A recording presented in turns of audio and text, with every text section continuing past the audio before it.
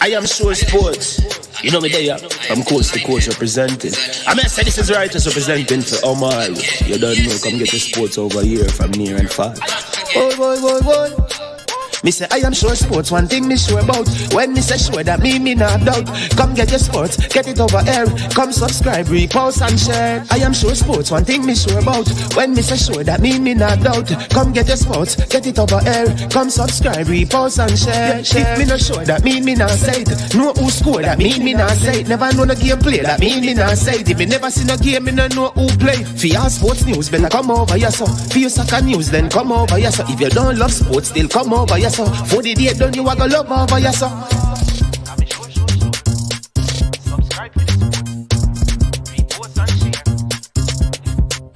So when it comes on to behavior concerning football, Jamaica is decent.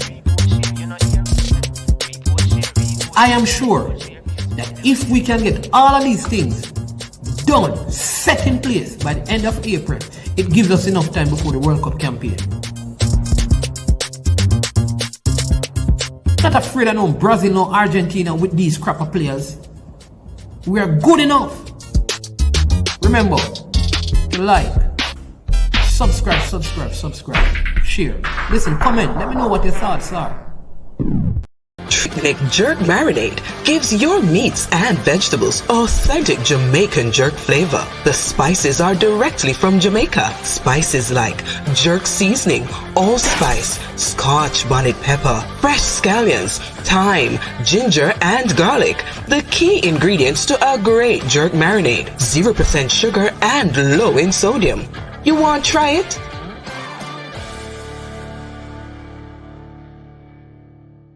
Made up of 18 Jamaican herbs and spices, add delicious, bold flavor to your next grilling experience. Flavoring sauce, a marinade, basting, condiment, or topping. Trick Nick Jerk Barbecue Sauce.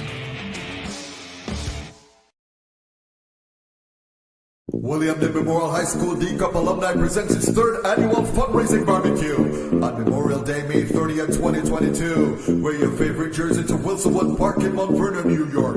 Remember to take exit 12 off the Hutchinson River Parkway. Music by DJ Mad Max of Sound 1000. Proceeds to aid the William Knibb High School Costa Cup team. For more information, contact Keegan 304-607-4034. Our Codfish at 954-639-2991. Proud of people, it's important. Remember, make sure say, oh no, did that.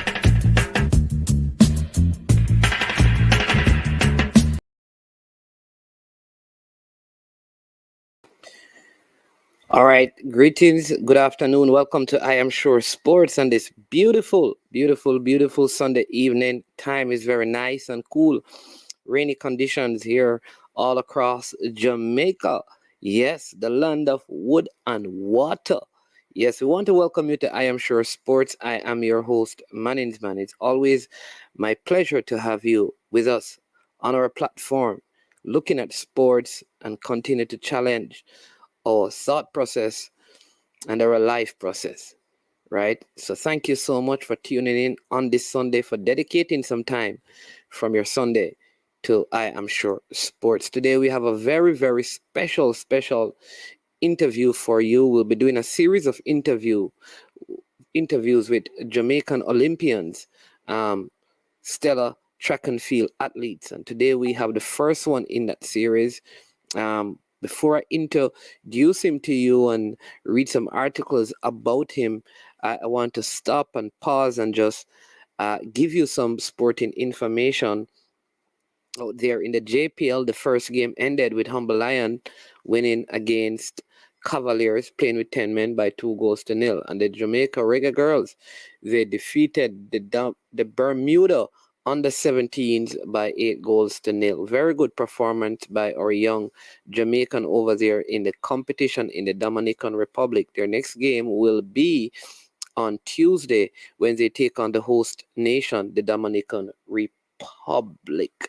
All right, so that's some information for you out there in the sporting world. All right, please, when you come onto the platform, ensure that you hit the like button, you subscribe, and you share the content. Let someone know there's an Olympian on. Let someone know that there's a man from William Knibb that's on. A Clemson Tiger is on. A Hall of Famer is on. You understand me? Let them know that right now. Top sprinter, all right? He's on. And he's going to be telling and sharing his story with us. But let us thank our sponsors. The sponsors of this video, they are Launch Legacy. Launch Legacy, where they handle risk and seek legacy. For all your personal insurance needs in Canada and the USA, visit them at launchlegacy.com or call them at 647-989-0782. They will get your money to start working for you. When you stop working, it's time that your money start working for you. Also want to say a big thank you to Prestige Finance. Prestige Finance, located in Linstead, St. Catherine, Jamaica. Yes, that's where they are.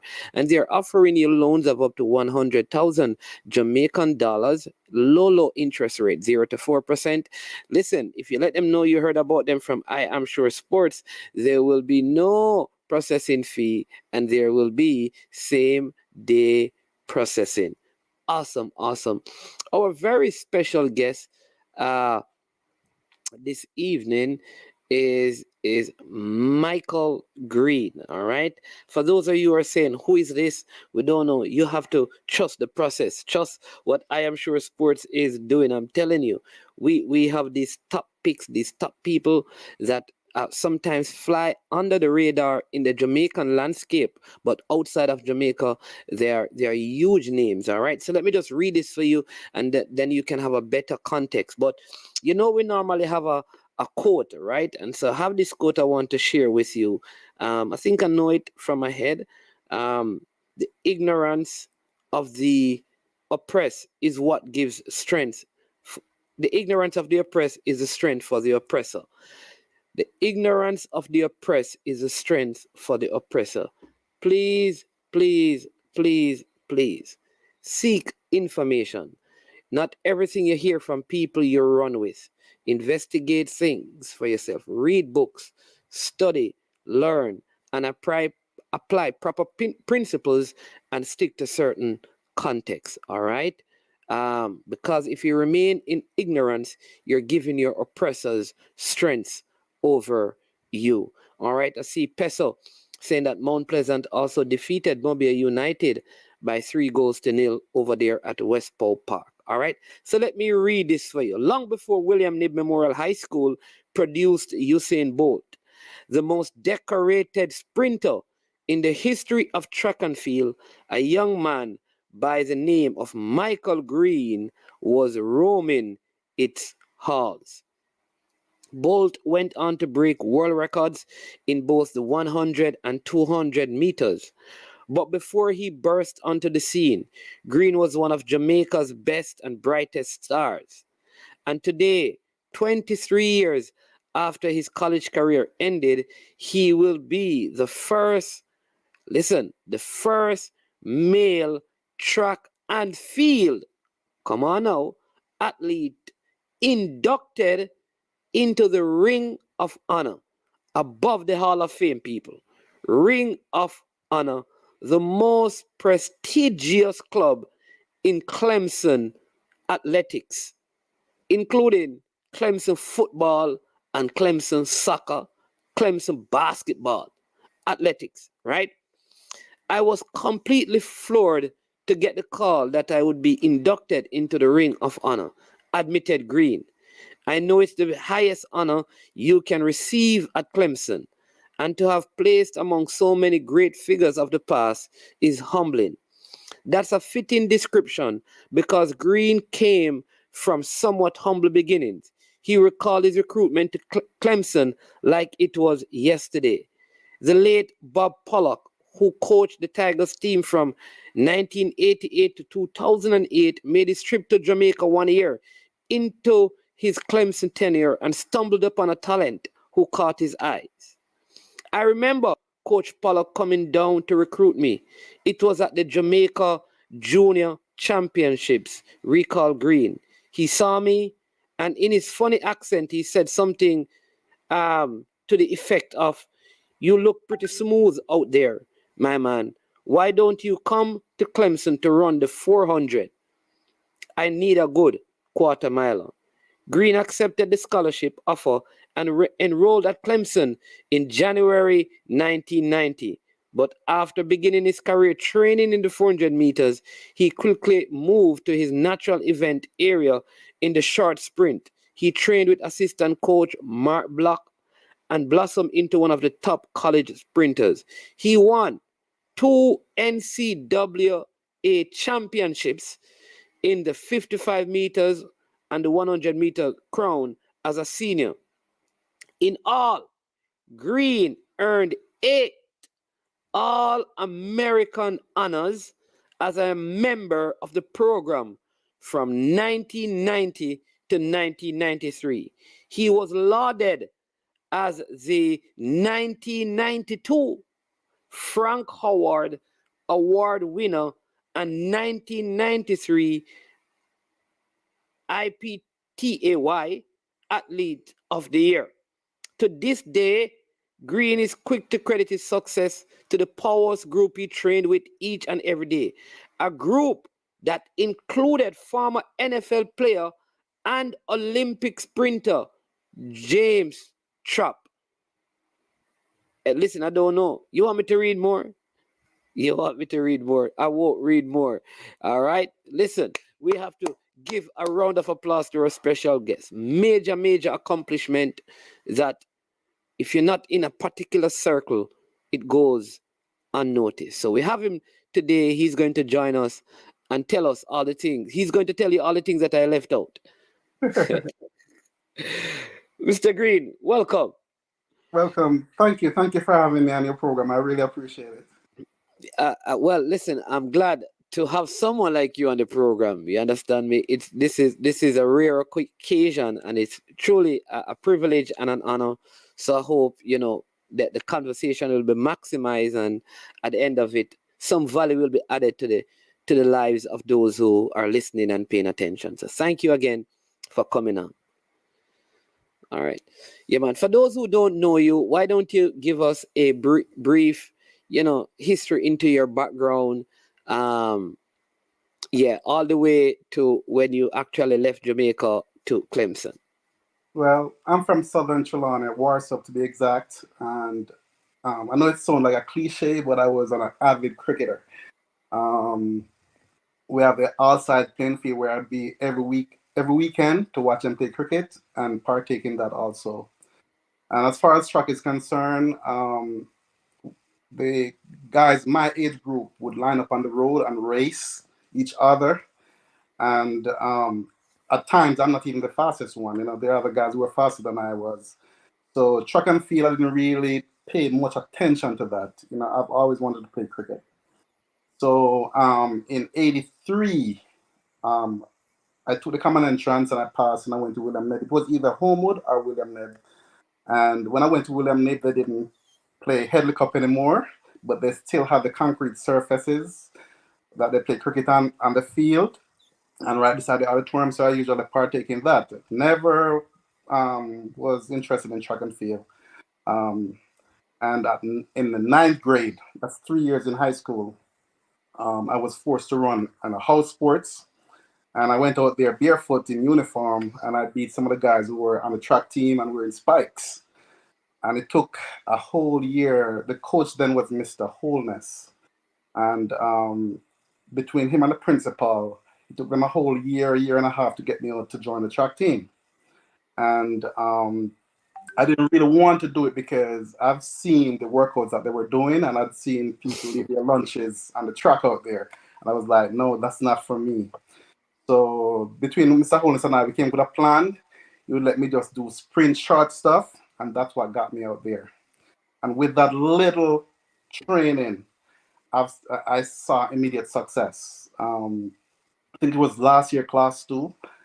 I went to Stats development meet, and all the teams from Kingston were there, and we were on like some 150s, and I was one of the fastest 150s out there.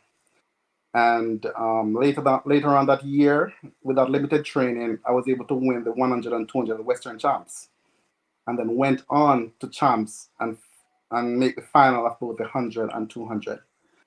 So with that success, it garnered my interest, and I started showing a lot more interest in the sports.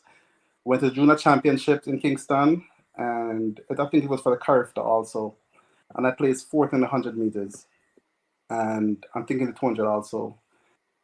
But I never got a taste of the junior team as far as Carifta is concerned. They did selected me to go to a junior meet in Pullman, Washington, with the likes of Wendell Dobson, Donovan Powell, Trevor Gilbert. I was a member of the relay team then. And that was my success as a junior. And You only did 1 year at champs? 2 years at champs. I think it was last year 2 and first and 1 year at champs. Yeah, just 1 year. Just 1 year. Okay. As I said in the article, Bob Pollock offered me a scholarship. He saw me run the preliminary rounds and offered me a scholarship. That's when you were in class 2? Yes. No, that was in class 1. Class 1, he offered me the scholarship. Okay, so you did actually 2 years at champs? 2 years at champs, yeah, 2 years at champs. Okay. And he offered me the scholarship without seeing me run the final. I signed on that line pending the SAT result.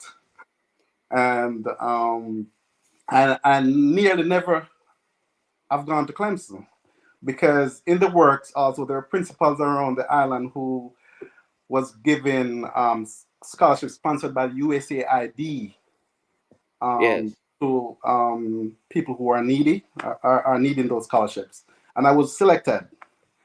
And I was like hours away from boarding a flight to Miami to go to Central Florida on that scholarship. And the late Bob Pollock called me that midnight, and he worked on me for about an hour. And I got up that morning and I went back to Falmouth. And I sat the SAT and went to Clemson. And, you know, as they say, the rest is history. Okay, all right. So tell us about your years at Clemson and then coming back to represent Jamaica. See, when I went to Clemson, as the article said, I was recruited during the 400 meters. Right.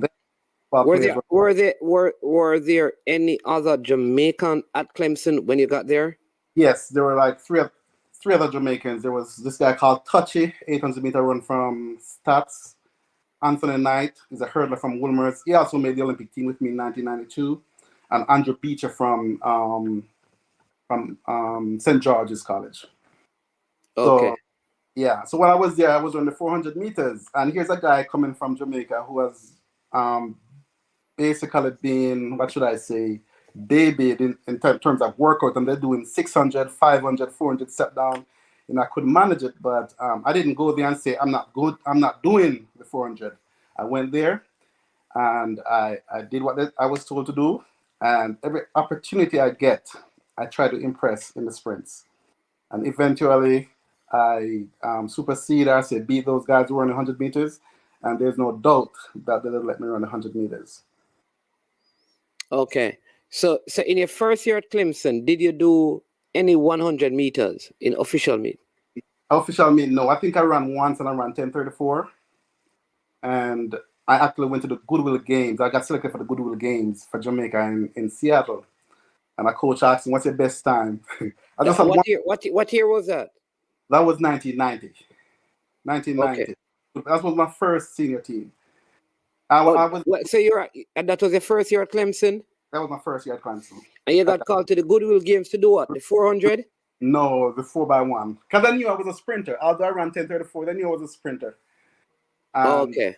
Yeah, they knew I was a sprinter. So I came to the trials, and you had Wayne Watson, Raymond Stewart, John Mayer, and those guys. I was a junior athlete at that time.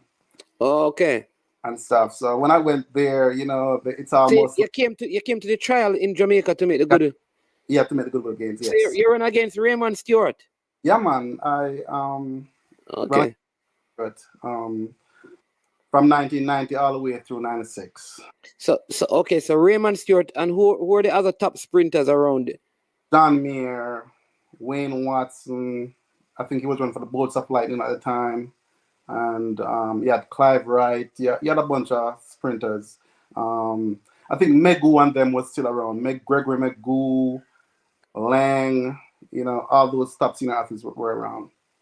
Okay. So you went to the Goodwill, you made a relay team to the Goodwill game. Do your run in the 400 at Clemson. So All I was right. at Clemson. Correct. Okay. All right. How did you do in the like NCAA outdoor, indoor in the 400 at Clemson that first season? Actually, I ran like a bunch of 48s indoors, and then it was mainly relays I ran. Okay. And the very next year, that's when my 100 meters started taking off. I think it was Frankie Fredericks, Adenikin, and John Drummond was your last year. NCAA was in Eugene, Oregon, I think. Also, when you went to Clemson, Frankie Fredericks and Adenikin, and they were still there in the early 1990s. okay. Frankie was at BYU, and Adenikin was at El Paso, and I forgot where the other guys were going to school. John Drummond was at TCU. And stuff. Okay. It was your last year though, and I got to the final. I think I finished 5th in the 100 meters. So the coaches of Clemson eyes began to open up. What time did you do? I think I ran 10:00 winded, and in the final, I think I may have run 10:2 something or 10:1 something. Okay. 100 meters. And the very next year, I won the indoor championships my junior year, and got hurt in outdoor, so I wasn't able to do the double. And then the following year, I won the 55 indoor and the 100 outdoors. That was the final year. That was my final year, yeah. Okay, so in the final year, you won 55 on the 100 meters, indoor and outdoor. Indoor and outdoor, correct. Okay, with what time? I ran it in, I think the very, very first time I ran this 55 was 6:08. I think I ran 6:12 or 6:10 thereabout in the 55. And in the 100, I think I ran 10:09. 10:0 something I ran. Celebrating like 75 meters, 80 meters out, you know. Oh. You remember who were some of the top athletes that you'd have defeated in that? In college, it was Glenroy Gilbert from Canada at the time. Sam Jefferson was coached by Carl Lewis down in Houston. You had a couple guys from Auburn. I don't remember their names and stuff, but yeah, that's all I can remember. All right, so cool. So you're doing all of this on the college scene. Were you being called up to outside of the Goodwill game? Did you get any call up to any other trials for the Jamaica? Yeah. Yes, I did. Every year I'd come on to the Jamaican trials. You always have world championship. That's always select a team, like world trials and stuff like that. Actually, the first time I beat Raymond was, I think, in 1992. That was the first time Raymond was getting beat since '84. What's you're the first man to beat Raymond Stewart since 1984? Practice race or a real race? You have to tell us how Raymond Stewart got beat this. Oh, I'm impressed. But the first one to snap his string of victories from, because Raymond represent Jamaica from '84 from high school and stuff. From 1984. '84, I think he made the Olympics in Los Angeles '84. And wow. But he can beat Raymond, and I was the guy to. I think '91 I could have, but I came down. I was injured, so I just take it easy and stuff and go through the rounds and make it just to make a team. And then '92, I think, was the first year I beat Raymond at the trials. Okay, so you beat Raymond in what time did you do? Oh man, it's so hard to remember those times. Okay, all right. I think I won 3 of those. Either 2 or 3 of those national championships in Jamaica. I've won. Really? Yeah, man. 3-time national champion in Jamaica during Raymond Stewart's time. During Raymond Stewart time, yeah. Whoa. And stuff. And but only on one occasion you defeated him. No, man, I beat Raymond quite a few times. At the national trials? Trials, yeah. All right, so when you went to the official meet now, Raymond probably is going to come and say, hey, my name's man, no, man. Not that he beat me, I allowed him to win because I'm going to the... he's in college running fast. By the time the championship come around, he's going to be tired. That was Raymond's word, But, but you were in college as well? Yeah, I was in college, yeah. Yeah. And Raymond got different to an extent because when you're training professionally, you train different to peak at certain time. But in college, we have 2 seasons. We have to prepare for the collegiate season and then come and also be ready for the senior team. And it's very, very difficult. to peak multiple times. Yeah. So in terms of global representation, what are the events that you represented Jamaica at, and where you medaled or made finals? Okay. My first medal was in 1994, the Commonwealth Games, where I got silver behind Linford Christie in British Columbia. That was in 1994, and it was felt like it was a great accomplishment because of who was there. The only people who weren't there were the Americans. Yeah, Linford Right. Christie, Yeah, Frankie, Frankie Freddy, right? Alapadi Adenikin, Bruni Surin, all those people were there. And I finished third, but the guy who finished second tested positive, so I was bumped up to silver. Okay, so what about Linford Christie? Linford Christie won. So, he has never been. Oh, sorry, I thought No, at that game in 1994, he okay, but at that game, because he did have some positive tests at some point. That was later in his career. Oh, so don't worry, no, you may get the gold. No, man. Okay, so the Commonwealth game, you earned an individual medal. Yeah, In the 100 meters or the 200? In the 100 meters. Okay. I want to say it was 10:04. I ran 10:04. And then in 1997, I got silver in the 55 meter, in the 60 meter indoor in Paris. So those that's the World Indoors? World Indoors, yeah, I got silver in 1997. Whoa. 1995, I was favorite in the 60 also, but I went there, got off the plane, went to the track, started doing black starts, and I pulled my hamstring and I had to leave the very next day and come home. So I kind of made up for it in 1997, but then I had Davison Ezina from Nigeria and Bruni Surin to my inside. I covered them, and somebody picked me from the outside. Papa Diaz, a Greek guy he's from Greece. He kind of picked me in the 60. In the six, and so you get a next silver. So you have 2 silver in the 60 meters. No, just one. I hurt myself in 95, so I was unable to. So in 97 you got this. 97, I got a silver. Yeah. I also participated at the 1996 Olympic Games, Atlanta Olympics. Yes, sir, I did, and you're the only Jamaican in the 100 meters final. I was in the 100 meter final too. Well, Donovan Bailey and Christie, they were Jamaicans. All right, you're the only Jamaican representing Jamaica. We're in the 2 colors, right? Yes, but it was kind of disappointing, although it was a pinnacle of track and field. It was a meet that Linford Christie Falls started in, and it took about 20-30 minutes for them to restart the race. Yes.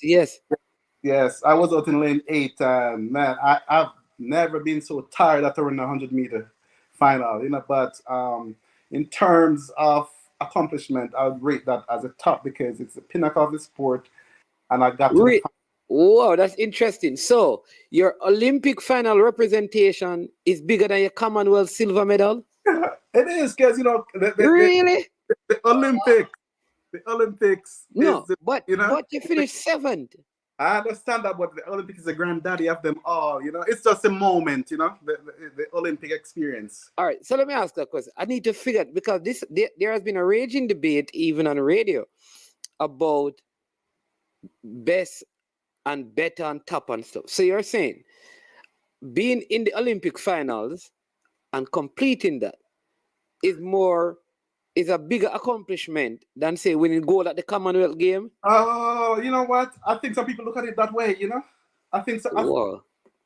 It's a pinnacle of the sport, Everybody want to go to the Olympics. Commonwealth Games, it's the British colonies compared to the Americans are not there, so it take away something from it, I think, personally. All right, you're a track and field man, right? Which one is bigger, the World Championships or the Olympics? Olympics, definitely. Olympics, hands down, the Olympics. So if I get a gold medal at the World Championship, right, and bronze at the Olympics, get gold at the Olympics and bronze at the World Championship. How would you compare that? This is fascinating. I love this. I need to hear from a track and field person actually say this. That's tough because the person who get the gold medal at the world championship is going to say that supersedes the bronze medal. But I mean, the Olympic is the is the pinnacle of the sport. You know what I mean? I know the world championship is good, but I know the person who win the gold medal at the world championship is going to say it's better than the bronze. But I'm At the telling you, Olympics. the Olympics. I go with the Olympics every day. You know? Yeah.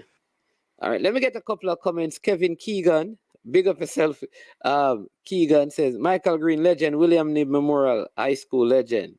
There you go. Bless up, Keegan. Respect, Keegan. Respect. Yeah, man. And then Neo is asking you which Jamaican won the 1996 Olympic.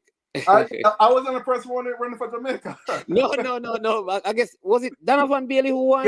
Yeah, Donovan Bailey from Canada, Yeah. Donovan Bailey from Jamaica. Yeah. But you notice when you're from another country, you're from that country, then we get in trouble with a Jamaican. Right? Yes, that is true. That is true. Listen, it's very ironic that you bring up something like this because there's a present discussion in football circles about who are Jamaicans and Jamaica, about people. Imagine if Donovan Bailey and Linford Christie actually represented Jamaica. In your time, imagine a relay team with Linford Christie, Donovan Bailey, Raymond Stewart, and Michael Green. Oh man, that would be a world record there, you know. At that time, you know. Yeah, but then he says, he's asking, is winning the gold better than going to the World Championship? Is winning the gold from Gold where? Cup. The Gold Cup. Gold Cup? Oh no, right. What he's asking is if winning the Gold Cup, which is the regional football tournament, better than going to the World Cup of football. So say Jamaica won the Gold Cup and they didn't get to go to the World Cup. He's asking if winning the Gold Cup is a bigger accomplishment than qualifying for the World Cup. Oh, man. I guess it's coming back to your point that getting to the Olympics is... It depends on what you do there, too, you know. You can just go there and run the heats. And you know what I'm saying? Jamaica could go to the World Champion, go to the World Cup and just get knocked out in the first round. But if they advance and... I agree with you. No, I am agreeing with you. Yeah, getting to the Olympics and finishing last must be better than winning Pan American Games, Commonwealth Games. Yeah, because it's the pinnacle of the sports. Yeah. There you go. That's how I think about it, you know? Yeah. All right. So your biggest accomplishment, you'd say, is making the Olympic finals. And that's the only Olympic you represented Jamaica. I actually went to the 92 Barcelona Olympics when I was a sophomore in college. Just as a member of the relay team. Okay. Did you run in the relays? Yes, we did. That's a race where Rudolph Mighty from Jamaica College, he pulled up on the backstretch. I was the one that ran and took the baton to him, and he was running on the backstretch. In the finals, then we were going to get a bronze medal? No, that was in the preliminary rounds. Okay. And he pulled up. Okay. So in 1996, did we medal in the relay? No, we did not medal in the relay. It's just a lot of you see, we weren't as organized as they are right now, you know. We used to just put people based on tradition, or we didn't really put the best team out there, you know. Our people would run relay team and with lack of practice because we didn't really practice together until we get in the village sometimes, you know. Oh. Some people didn't show up at camp because you have people running on the circuit, they come back, and then they have their individual events, so they don't really do baton exchanges until after their individual events is done. And sometimes, you know, we don't have that chemistry. So we always have somebody, the stick drop, we run onto the zone and stuff. But I think they're well oiled and machine right now and running very, very well. They're doing a better job than we did back then, you know. Yeah, very curious. I've always wanted to find out if professional athletes, because you'd have finished Clemson, yes. You're on the circuit. Yes. All right. You have your degree as well. Were you working and on the circuit, or were you on the circuit and put working aside and just I How, was how, I how, was I was one of the fortunate one. Coming to the college, I signed a contract with Adidas. oh, To the college, so I didn't have to work, But a lot of people had to work because not everybody got contracts. Some people got like contracts which are just uniform, equipment. But I was able to where they pay me a salary biannually, so I didn't really have to work. And then by annual, every 2 years they pay you. no, no, twice a year, twice a Oh, year, twice a year. but yeah, okay, I mean, okay. twice a year. Oh, twice a year they paid you. That Yeah. must have been a lot of money because it has to cover you for 6 months and then the Well, next. That's good yeah, though. and we're running the circuits indoor and outdoor, so everything else is just brought in. Everything else we run on the. Oh. So And then, so so how it works is that you sign with Adidas, they pay you yeah, 2 times. But when you run on the circuit, it is that's not Adidas who puts you no, in the races. no, it's not Adidas. You have your agent and your manager that put you. I see. I see. But then So you have some people who they don't have the contract, so they have to run to make money. And sometimes when money is low, they have to leave. They have to have a job on the side while they're working out. okay.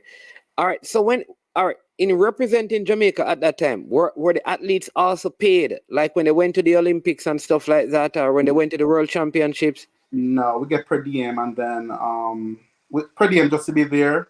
Yeah. And, with, no, we didn't get paid. No, we didn't get paid.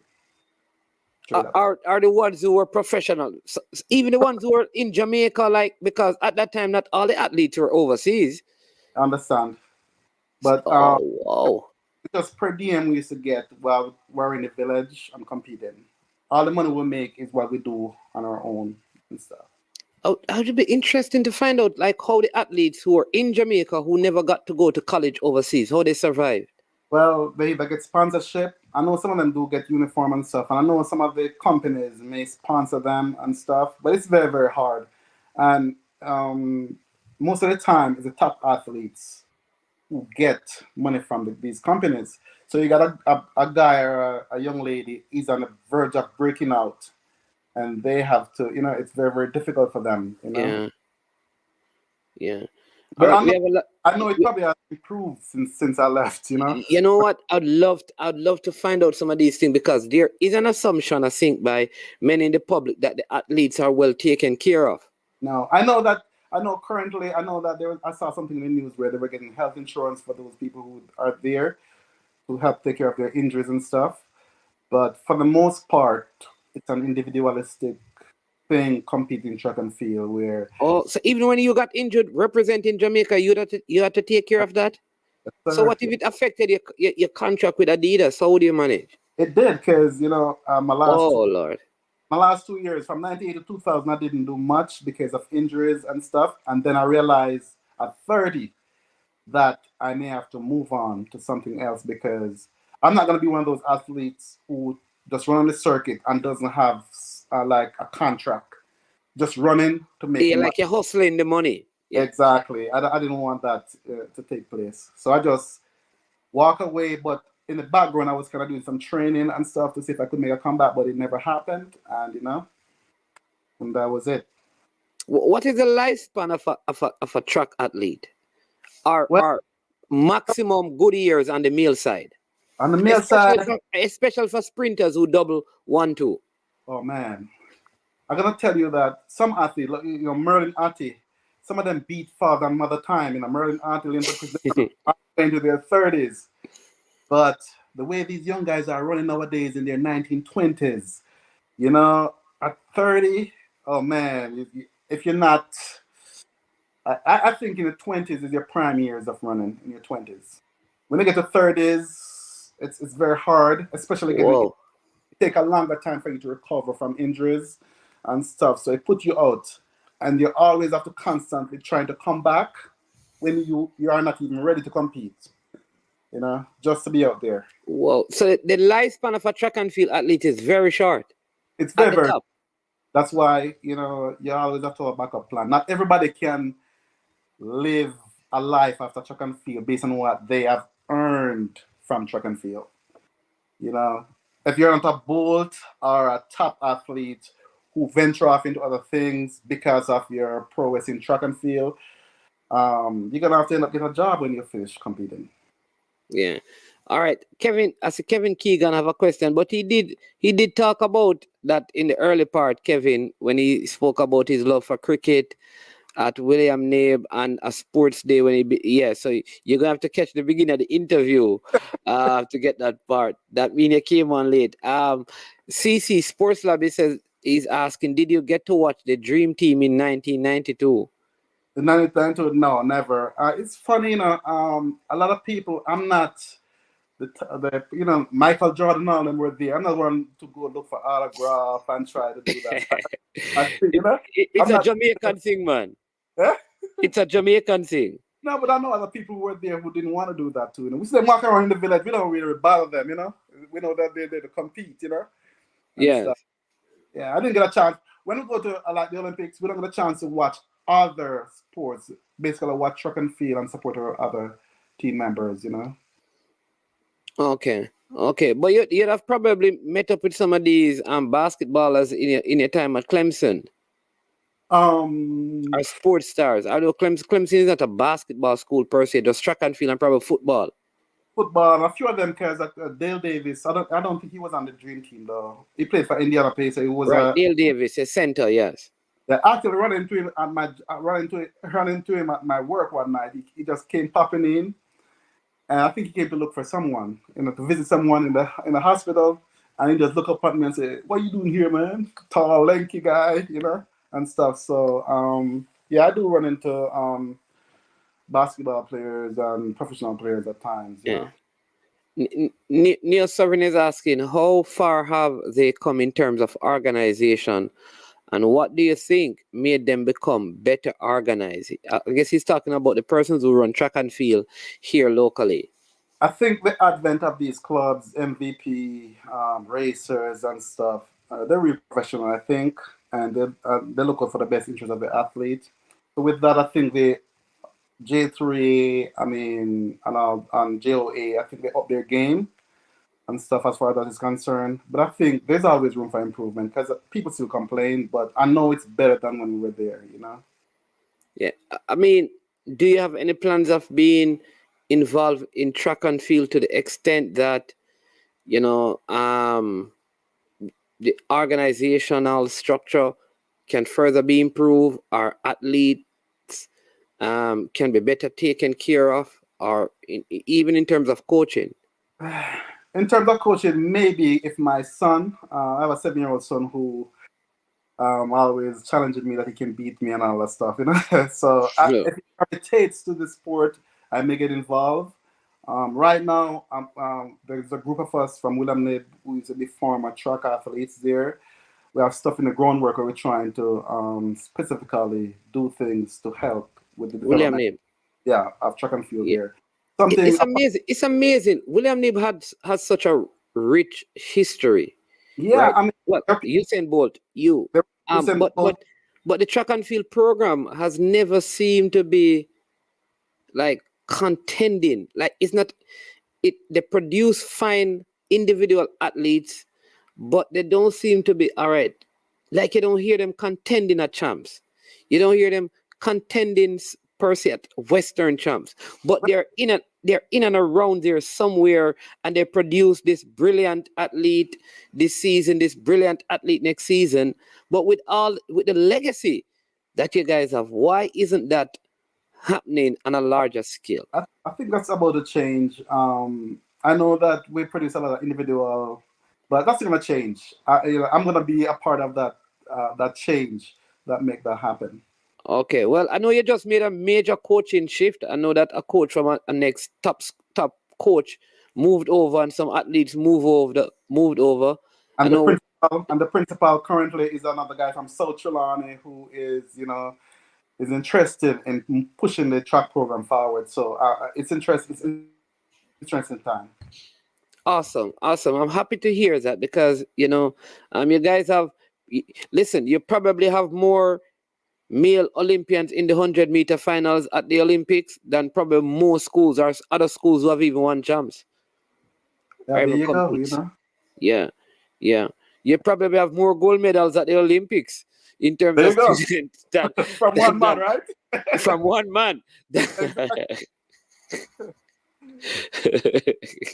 I'm telling you, so I don't know. I don't know what. I hear that there are some good things happening. I know that there was a very promising young lady that was at one of the rival schools, and she sat out champs this year because she's at William Knibb. I was very excited about seeing her. So hopefully the program can pick up.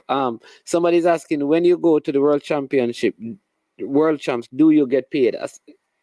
No, it's never monetary. When So, but they buy your tickets though. yeah, they buy our tickets.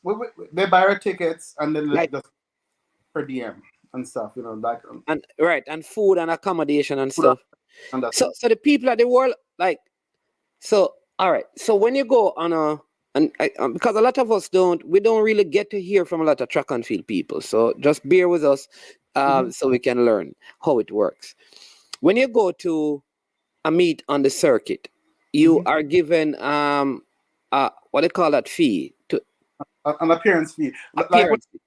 yeah, when I used to run, we used to get an appearance fee.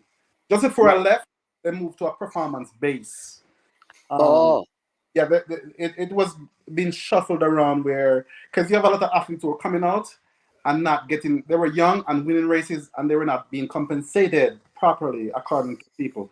So they moved to a compensation basis based on performance. But when I used to run, it used to be like appearance fees, you know, based on potential what you have done and yeah. stuff, you know. So What that was, about those? So when you go to the World Championships and the Olympics, they are making money by you being in the meet. So is it that they give whatever money they make to the member associations or the athletes? Like you get to the final, do you get an incentive from the Olympic? from my shoe company. From my shoe company. You get Also Adidas would. Adidas. If you get a Oh, amount, silver, bronze, make the final, you may get a bump in your salary and stuff, you know. and if so, even the person who wins like a gold medal at the World Championship don't get, like, outside of the medal, don't get like $1,000, $5,000. I know the recent Olympics that were held in Tokyo, Yes. countries were given money. Oh, countries. Oh, Yeah. but the Olympic Association, IOC, don't do that. No. Oh, okay. Wow. And this does change. When I was running, I never got any money to go to the Olympics or World Championships. All right. CC says, I know athletes never got much when you ran at the Olympics. Means you see why we can't come down on them, meaning come down on the athletes. Then he says, Shelly-Ann has gone 14 years, and to me, that's the most you can ask for. It's the pinnacle, and I think she's now the benchmark. And he's talking about years in the sport. 14 years. I think female have greater, I don't know if because men have to put on such muscle, but I realize that females tend to stay longer than men. And sometimes having a baby sometimes prolong the career too, you know? Having a baby prolong the career? Well, yeah. When I used to run, you know, people used to say, although some athletes say having a baby is a killer to their career, because I know, what's her name? Felix was saying that. But I know that some athletes, they last a little bit longer. I mean, they get a little bit stronger after that maternal, they gave birth and stuff, you know? So, wow. Hey, so you're saying that the female athletes need to get pregnant if they want to prolong their track and field career? Not saying that, you know? No. Sir Holmes says, if alumni body not on board, dead duck. He's talking about the school program. If the alumni body is not on board, which is what you're suggesting, because then I see Keegan saying, yes, Michael Green, happy to hear that you will be on board to move the track program forward at William Knibb Memorial High School. Most definitely. I think they paved the way for me, because on two occasions, my track career could have been non-existent, you know. The minute I won the house race, and they tried to get me out there, and I refused to go out there because of training. And then if I'd gone on the other scholarship to Central Florida, and not gone to Clemson, nobody would have me, you know. So And they, I mean, even now in my career, the groundwork had started with William Knibb. And, I was in the sciences there, So that helps me in my current career. And that's one way for me to, not coaching, but to, pay it forward, pay back. Give back. Yeah. Like I always think like William Knibb should be one of those schools by now that have their track. Yes, it should have been, and based on the exploits of Bolt, even so Yep. more than Yep. myself, Yeah. things are not where they're supposed to be, and I think it's going to take. And one other thing too, a lot of people who come through the school, they may see Bolt make a donation, but because they said the big man give this, they don't have to do nothing. See me I say? So, but you've got help, so you got to pay back. See what I'm saying? It doesn't matter what the big man give back. We all need to contribute. Them say every little make a muckle. So we all have to the school. As far as that's concerned. All right. Is there anything you look back and say, man, I really, if I had done that, if I had accomplished that in track and field, then I'd have had some greater joy. I really looking back, I wished I had done that. I wish I had won that. Is there anything like that in your career looking back? Yes, the Olympic 100-meter final. I felt that I've done a lot better in 1996. It would have propelled my career. But saying that, after the Olympic Games, my Achilles heels were injuries. I mean, I tried everything. Your Achilles heel was injured, or your Achilles heel was injuries? Injuries. Yeah. I've always, because of my running style, I was a power runner, and stuff. You're what kind of runner? I was like a power runner, something like, like Shelly Fraser Price. I was a bullet starter, fast with the blocks, and so I was prone to get injury. I've always given my all coming from the blocks and everything, so 100%. So I tend to, get twitches here and there. So sometimes when the meet come around, in terms of preparation, I'm not prepared, but I'm healthy. Oh. So, and in 1996, I kind of stayed away from camp because I was getting ready for the games.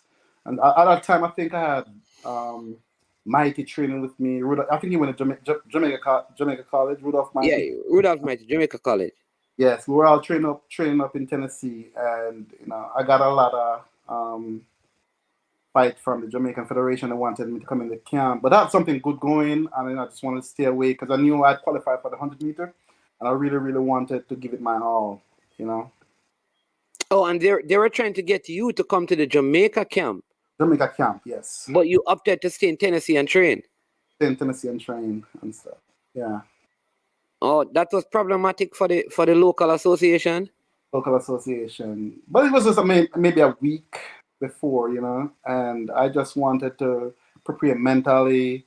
I didn't want to come into the village and and disrupt what I had going as far as my preparation for the Olympics. Okay. You believe that if Linford Christie, that whole start business had not happened, you probably would have picked up a medal. Who knows? You never know. You never know. Because Donovan Bader came first, Linford Christie second. No, not run. He got bumped from the race. Oh, Frankie Fredericks was in that finals as well. Frankie Fredericks, Ada Bolden, I think Ezinwa. Was it Dennis Mitchell? No. An American sprinter was in there. I don't remember who it was. But it was 7 of us who contested the final. I ended up 7 in the late 8. Oh, seven of you ended up running, yeah. But Christie was disqualified. And you finished 7th? Yes, sir. Oh, and you believe that is, how can that be better than the Commonwealth? I don't understand this now. I don't know. How can this be? How can you be the last man to finish at the Olympics and that is bigger than the Commonwealth medal that you got? I was the last person to finish in the final. There were like there were like about 30 other people was running 100. Yeah, well, yeah, that is true. That is true. That is true. That's a good point. Neil says, Neil asking, who do you say was your best coach locally and afterwards in college through Olympics? Well, Jerry Holness was my only coach in high school in Jamaica. And when I went to Clemson, Mark Black was my coach from college and professionally. Also, a lot of people said that I should have left that because I wouldn't make the next step, but I didn't pay any credence to that. I think it was all up to me, to make that step. I mean, they gave me all the opportunities to train whatever I needed, and it just never happened. Yeah. All right, Sean, Pierre says, I remember listening to your race on the radio when you went to the Olympics. Here you go. So he was listening on the radio. Awesome. Yeah, man. Thank you, Sean Pierre. Kevin Keegan says, man, by the way, Michael Green is my batchmate from William Knibb. So we look forward to see the track and field alumni rivaling the exploits of the D Cup alumni. Okay. That's a good rival to have. Very good rival to have. That means, guess what? The school get more support, right? There you go. Because I know, listen, what I know is that the Dacosta Cup alumni, from what I've seen, they have some great things going on. I mean, you guys, I'm telling you, they're going on with some big things, man. I see them having some jerseys and all of those things, I know, but what we have works is better than what they have. Just let them know. That's a good way. Ishmael King, thanks for your comment. He says, I believe urban schools should be given more incentive to participate in champs. Examples, Haile Selassie, Tivoli, Denham Town, Charlie Smith, and Vauxhall. The government should be more involved. Yeah? Why are you saying urban school? What about, many rural schools? Huh? What about rural schools? Yeah. You know how many schools in rural Jamaica can't even bring the athletes to champs? Champs, exactly. They don't have transportation. They don't. There you go. What do you think is easier? You think it's easier to leave from Vauxhall to the stadium than to leave from Mushet High School to the stadium? And sometimes they don't have the transportation and all that stuff. Food, lodging. Yeah. I think he's gonna be biased there, Yeah. Yeah. Sean Pierce says, I remember the rival with an athlete from Cornwall College at a meet held at William Knibb. Oh, what's his name again? It was oh man, I forgot his name. I know who he's talking. I remember vividly Western Champs. It was gonna be between me, him, and Delroy Pong, a tall, lanky guy from Stets. He used to run the 200 meters. Yeah. But it looked like your favorite was the 100. It seemed like you never enjoyed the 200 as much as the 100. Never. And you know what? And my running style, I think, and that's to my detriment too. I should have run a lot more 2 and 4. That would have helped me in the 100 meters. Okay. For the endurance part, because you already had a good start. I used to run the team at 70. A lot of people told me to distribute my race more evenly, but I didn't pay much attention to that. I wanted to build on that and build on what I don't have. I didn't want to take away from my strength. I wanted to build on my weakness and build on my strength also. So if I could get to the blocks faster than everybody else and hold it, that was what I was working on. I wasn't trying to take away from my start to be with everybody at 60. I want to be ahead of them and say, come catch. Yeah. Awesome. So, I mean, I don't know. I mean, very, very interesting story. I mean, I have received some insight because now I think I've gotten a deeper understanding of the value of being at the Olympics from an athlete. I'll tell you a story. After I finished running, do you know that? Because all I had on my resume was Olympic experience and my track career. I've never worked before. And I'm telling you, in the interview, they paid more attention to my Olympic accomplishment than everything else. Really? Yes. They understand the work ethics someone has to have to get to that heights. So they want to employ you. That's why I tell people, even the youngsters in school. I know track is very, very important, but you gotta pay attention with those books too, because track is gonna open a lot of doors, but you got more opportunities if you have that educational background also. I want you to keep saying that, because this keep coming up with a lot of the people who go to college where they're telling the kids, don't just focus on the track. Get you get into a college, listen, get a degree, because the lifespan of a track athlete is very, very short. And I'll tell you, it's probably one in every 50 that becomes a global star. There is only one Usain Bolt. There you go. You You know? can aspire to be him, but you got to be realistic. You got to be realistic. At some point, there's so much life after track. Yep. Listen, Ishmael, I know, man. I know you don't know the schools outside of Kingston. You understand? We are just saying that their rural school who the same thing would benefit as well. And then Neo says that Green looked like he was a power runner. Exactly, I was a power runner. Yeah. Most definitely. All right. Yeah, and then Keegan is saying, Michael, who was your biggest rival at William Knibb? Was it Otis Reed, Stephen Boyer Brown? Who? I think it was Otis. Otis Reed. I think it was Otis Reed. Okay. That's where the competition was on Sports Day. On Sports Day, everybody. My first Sports Day, because I have friends who from South Carolina who was at William Knibb with me, because I'm from South Carolina, so I'm born in Falmouth. So they always talk about the hills, man. So our friends from Upper Top Trelawney wanted me to go there and show these guys from Lower Trelawney that we can run too. Because they always that if I have to run 100 meters up in Trelawney, I'd have to run 2 times, run down and run the other way to get 100 meters, But because we don't have a flat level surface up there to run. So, I went out there and barefoot, and the guys were in spikes. And everybody was saying it's a fresh foot run. So in the back of my mind was I saying, was that a fresh foot run? I know I had some speed, because I play football, I used to kick the ball around them and run, but I didn't think I had that speed to compete at the national level there and then. Yeah.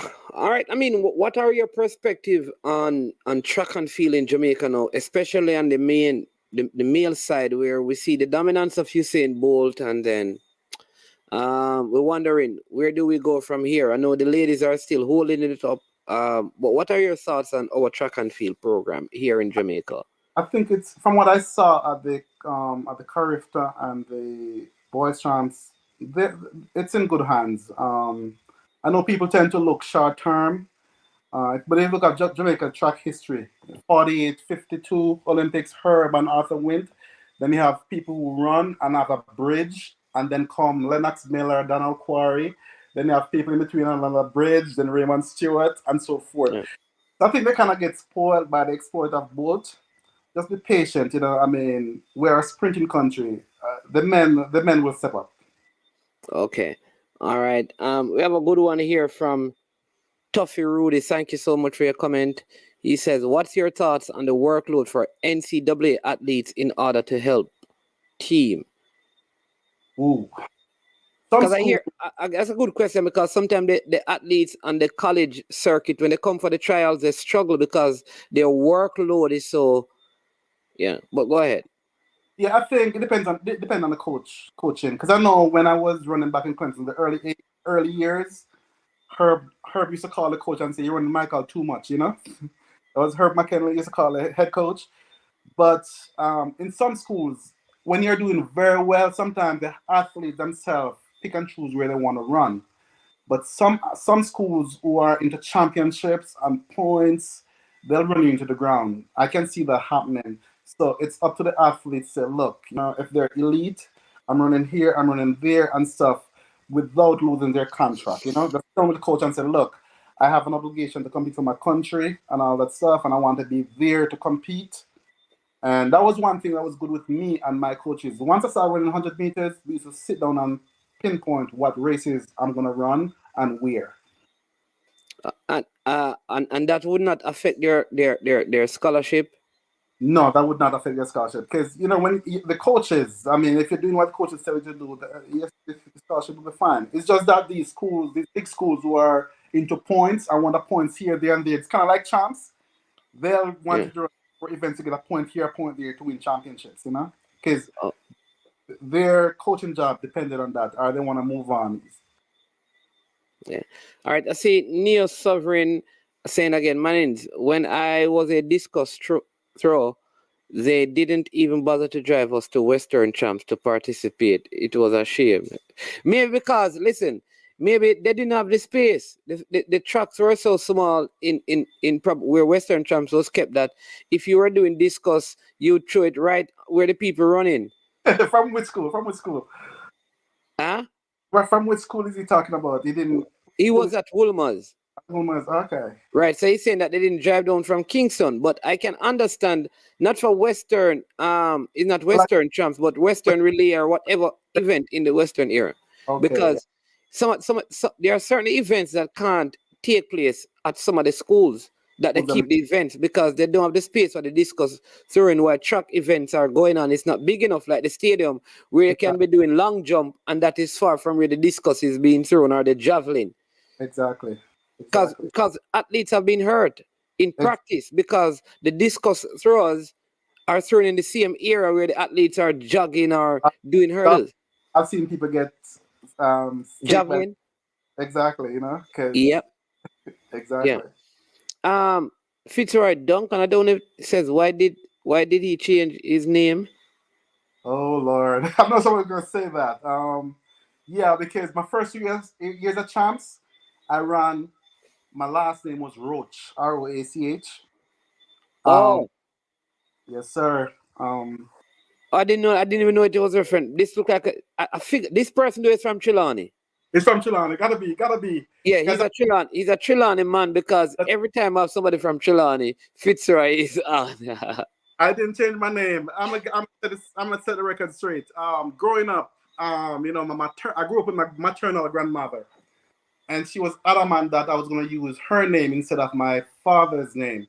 And she was the registrar in the community. So back in the days we used to walk around with this pink birth paper. Yeah, yes. Exactly. So what she did was write my grandmother's name on that paper and send my father's name up to Spanish Town at the Rio, So when I was ready to compete and travel, because I went to Miami Classics and I applied for my passport, my father's name came down on my birth certificate. So I tried to fix it. They told me that I'd have to go through a depot and it would take a lot of time, so I wouldn't be going to no Miami Classics. So I just run with it. So all my CXC and GCE exams are in Roach. So I had a certified letter from the principal that I'm the same person. That's interesting. All right, so Fitzroy. A lot of times when I'm only the William Knibb people, because I never knew that, right? Exactly. So a lot of times they hear Michael Green from William Knibb, they don't know who that is, but it's that was me, Michael Green. So in actuality, I was just using my grandmother's name because of some, family feud stuff. And then once I sent for an original copy of my birth certificate to travel, then my real name came down. So I had to use Green. Yeah. All right. Tuffy Rudy says some coaches in the early 80s threatening athletes if they refuse to participate in events they did not want to. I'm speaking from experience, but that was in the 80s. Days when fake grades, I think, were given. I don't. You mean at the high school level or collegiate level? Yeah, is that at the collegiate level, Tuffy Rudy you're talking about? And then Ishmael says, I hope Cherokee carries this form into our championship. These NCAA athletes never seem able to.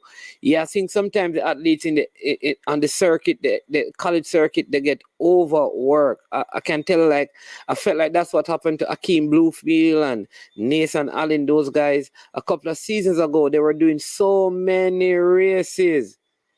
Yeah. And I bet you they were in championship chase, right? Yeah. Yes. See, Keegan laughing. Jano Star, Roach, I'm glad you clarified this story because a Roach we know you as. Yeah,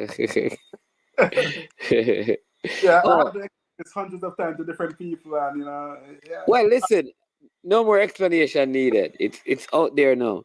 And So he said that it is in the NCAA where he was asking the earlier question about um when they give fake grades in NCAA, they can do that. not that I know of. I mean, to get to What? well, people do mischievous stuff, and well, like with me, when I went to Clemson, and the guy wanted me to run the 400 meters. I didn't say I'm not running the 400 meter. What I did, I give him a reason to let me run the 100 meters. I just don't say I'm not running and walk away. Yeah, You that's know, a good approach. That's yeah, a very good approach. put myself in that position where I'm better than the other sprinters, so there's no way you're gonna have this prime sprinter on the sideline and let me go run the 400 meters. But some people they take a different approach. They say I'm not running no 400. No, you can't do that. You gotta be Yeah. different about the whole thing. Yeah, man. Really, really interesting and good conversation. So glad that you came on. I don't know if there's anything you have that you want to, that I may not have asked, that I think, you could share with us, or, if there are persons you need to thank and persons you need to heal up and give a shout out to, you can go ahead and do that. Maybe the William Knibb fraternity, top Trelawney, coaches, college persons, former Uh, athletes that you you participated with in championships for Jamaica. The floor is yours. yeah, man. Big up to all the social and the massive. They were there when I started. The William Knibb alumnus, the William Knibb teachers, ancillary staff, teachers like Thorpe, Miss Thorpe, Miss Jackson, Tomo, Shark, Mr. Holness, Alamak. I want to thank the Stewart family from Falmouth and Miss Pat run at George's Street. There was where I stayed at while I was doing my track career. And also Mr. Huntley Gracie, he was one of my sponsors. He owned a supermarket in Falmouth. Without him, I wouldn't be here. And all my supporters. And back at Clemson, I had coaches who were influential in convincing the head coach for me to run a 100-meter based on my running style, Mark Black, Ron Garner, and to my coaching teammates that make everything possible. And to all my Jamaican teammates who ran with me, I'm still friends with most of them. I talk with them. Still talk with Donovan Powell, that's myself, my younger brother, Raymond, Michelle Freeman, just to name a few. If I miss you out, big up to you all, without you, I wouldn't be where I am today.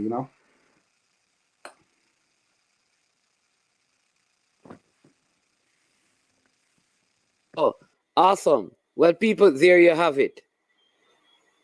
Some of you may know him as Michael Roach. I know him as Michael Green, Jamaican Olympian, Commonwealth medalist, also World Championships, right? Great, great, great, great. Clemson Tiger athlete. He's in the Ring of Honor. That's higher than the Hall of Fame, right? Explain that to explain what is the Ring of Honor? It is, how do I explain it? It's left out for exceptional athletes in their tenure at the university. The Hall of Fame is a notch below it. This is the most prestigious honor that is bestowed by the athletic department, from what they said. Yeah. And also, one thing I forgot as a William Knibb athlete, my first international race, I ran in Miami Classics. And I got 1,300 beat and I won the 200 meters, So, I beat, them call him, what's his name again? They call him Headback. He was from Jamaica College. Forgot his name. But that was my first success on the international scene. Okay. Miami Classics. Miami Gold Classics. and bronze. Yeah, gold and bronze, yeah. Defeating Headback from Jamaica. All right. Your name, Yeah, well, wonderful. Listen, Garnet Denton says, great interview, management. Mr. Green, thanks for your service. Respect. Big up. Yeah, God. man. Yeah, man. Then Tough Rudy saying that Clemson has a good program and cares about education. So Yeah, they have good education. A lot of people, it's not the. I know a lot of people would say it's not the Duke and Georgia Tech of the ACC, but they do have a great educational program there. I can vouch for it. I've been there. Yeah. IT pusher at JC, man. What you Not mean no head? No head back. What's the name of the person? If you say no head back, you have to tell me the correct name of the person. you're supposed to know that, man. I just know my nickname, you know. I know he was there at the meet and he beat me in 100, a US guy, and he beat me in 100 meters. And I wasn't gonna let it happen in the 200 meter afterwards and stuff. I think he lives in the Atlanta area too, you know, because I think John Muir was here visiting and he said he went to check him, you know, and stuff. So Okay. I know he's in the Atlanta area. And a lot of former athletes are here in the Atlanta area, you know, like Dane Edwards. I talk to him frequently. Who else? Wendell Dobson. Um, a lot of Jamaican athletes are in the Atlanta metro All, area. all Olympians. Most of it, yeah. Well, then it wasn't going to the Olympics, but he was a prominent track and field athlete from San Diego. 2-4 guy, could run anything from 100 to 400. Yeah. And Clarence from Camperdown, Trevor Gilbert from Camperdown, just, you know, and we hang out sometime and talk track and field, you know. Awesome. Awesome. Good to know that there's a Jamaican connection. Yeah, man. All right. Well, listen, again, thank you so much for taking time out of your Sunday evening to do this with us. I know you're a very busy person. You're an um orthopedic Yeah, orthopedic nurse. yeah. I work on the orthopedic floor for 12 years now, you Yeah. know, and stuff. So, you know, I work graveyard shift, 7 p to 7 a. Sometimes I do Uh, a 3 and a 4 day shift, and then I'm sleeping for a day or two, you know. Yeah, man. All right. Well, listen, thanks for your time. All the best to you and your family. Looking forward to seeing the work that you will do at William Knibb in transforming that track and field program. So, Appreciate it. champs, look out. Yeah, William man. Knibb There you is go. on their way. Western champs and ISA Boys and Girls Athletic Championship. Okay. One Michael Green is resuscitating the program there at William Knibb to come and take over. Look out. There you go. All right. Thank you so much. Enjoy the rest of your evening. Thank you so very much, sir. Have a great day. Same to you. All right. All right. So there we go, people. Our interview with Mr. Michael Green, Jamaican Olympian. Wonderful time. Wonderful conversation.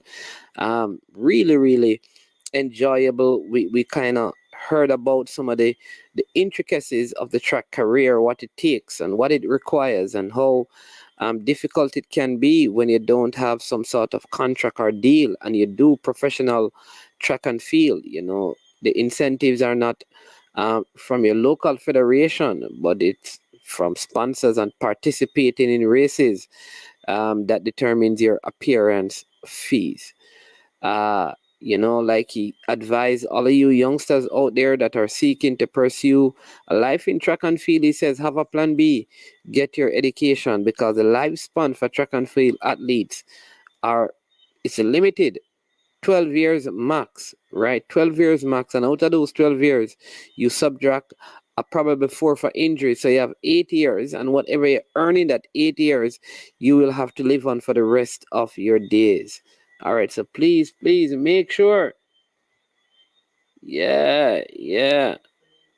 Make sure you have that, you know. Yeah. Make sure you have a plan B. Yeah, just to let you know, to give you some details, or under 15 girls, under 17 girls, not under 15, Tuffy Rudy. They're the under 17. Yeah, they won today. And my young lady that I interviewed, AJ Avery Johnson, she scored one of the goals in the 8-0 win. I mean, some good goals. I think the team looks well. You can see that they are unfit, so hopefully by playing they will get into good condition. Also, Mount Pleasant won 3 goals to 0 over Mobile United, and Humble Lion, playing with 10 players from the first half, defeated Cavaliers by 2 goals to 0. That's the score update from the JPL games, right? 8-0, right? Yeah, we won by 8 goals to 0. Jamaica versus Bermuda. The next game will be on Tuesday versus the host nation, the Dominican Republic. All right, people, listen. Yes, more score update. Liverpool defeated Everton by 2 goals to 0. I guess it's very important IT push that we mentioned that an Excelsior won the Grey Shield and Stets won the Headley Cup over Manchester. Excelsior defeated Wolmer's. All right, so Neo, tough luck for your Wolmer's team. They were defeated by Excelsior in the Grey Shield, and Stets, as usual, defeating Manchester in the Headley Cup. People, you have yourself a wonderful, wonderful rest of the evening. If you have not yet, please hit the like button. If you have not subscribed to the platform, and also share the content. Let someone else know about this great time we had with Mr. Michael Green, Jamaican Olympian. So be blessed. Take care. Have a wonderful, wonderful rest of the week and rest of the day. I am Manningsman. This is I Am Sure Sports, and we are out of here. You know what, bad dog? SK New Erdis, the body out there, Sniper King I represent for I Am Sure Sports. You get to me, I say, when you want the latest news and sports and updates and all of that, check out I Am Sure Sports. You know the thing goes in. Remember, you cover the whole island. Remember Kingston, Westmoreland, Galchester, Orchard Race, Galtigo Bay, everywhere. I Am Sure Sports. Check it out for the latest news and latest updates. Sniper King I represent. Where them feel like? Ha. Yeah, someone on for the food from we young, from we day, you need height. I Am Sure Sports. Yeah, dog.